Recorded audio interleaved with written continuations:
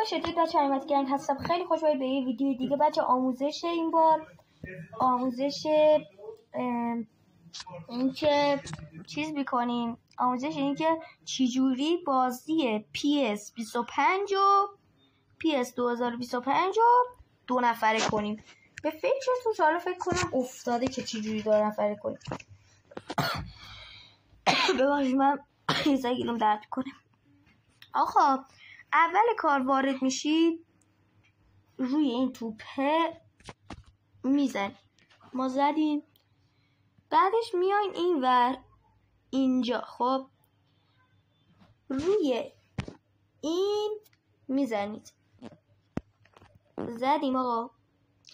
بچه اونی که میخواد سرور رو بسازه خب باید بیاد روی این بزنه. بچه اینم بگم یه دقیقه، ای بابا اینم بگم آقا، اینی که میبینید فکر نکنید 3 نفره میشه، 3 نفره نمیشه، گروهیه، 2 تا گروه، 3 نفر این ور 3 نفر اون ور. ولی مثلا اینی که میبینید 1 بر 1، 2 نفر هست، یک این ور یک اون ور، اینطوریه. حالا ما میخوایم یکی این ور یکی اون ور رو بهتون یاد بدیم، یعنی این یعنی این گزینه، اینو میخوایم بهتون یاد بدیم. خب بچه اونی که میخواد سرور بسازه گفتم میره تو این و رفت تو این. بچه این کلیکو میزنه، اینو میزنه بچه، اینم براش باز میشه. خب الان من اینو میزنم، ناکو اینم باز شد.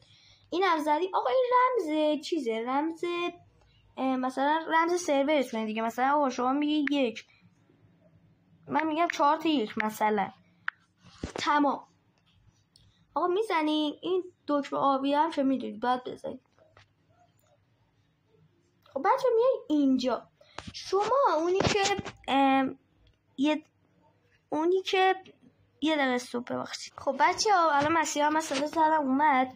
بچه ها این کد و اون طرفی که مثلا من وارد سرور شدم، اون طرفی که میخواد وارد سرور شه، من الان سرور ساختم، اون طرفی که میخواد وارد سرور شه باید این کد رو حفظ کنه، این کد 2062 اینو باید حفظ کنه. حالا من میگم نصفشو خودم حفظ میکنم، نصفشو مسیح. آقا من تو 2062 رو حفظ کن، 2062. منم آقا 2474 رو حفظ کنم. خب اونی که میخواد وارد سرور شه میایم بیرون. یه دقیقه. اونی که میخواد وارد سرور شه باید روی این ذره بینه بزنه، یعنی آقا این روی این میزنه و بچه رمزی که زدید رو میزنید. من یک مثلا زدم. خب ببخشید رمزی که داشتیم 262 بر من 27 47 27 46 نه 27 47 بود بچه ها.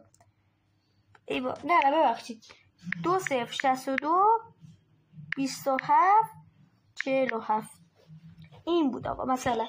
بعد تمامو میزنید روی، حالا ما چون که 2 نفر نیستیم روی این گزینه میزنید و وارد، و بعدش بچه یه مرحله داره، اون مرحله رو اگه 2 نفر بودیم بهتون میگفتم.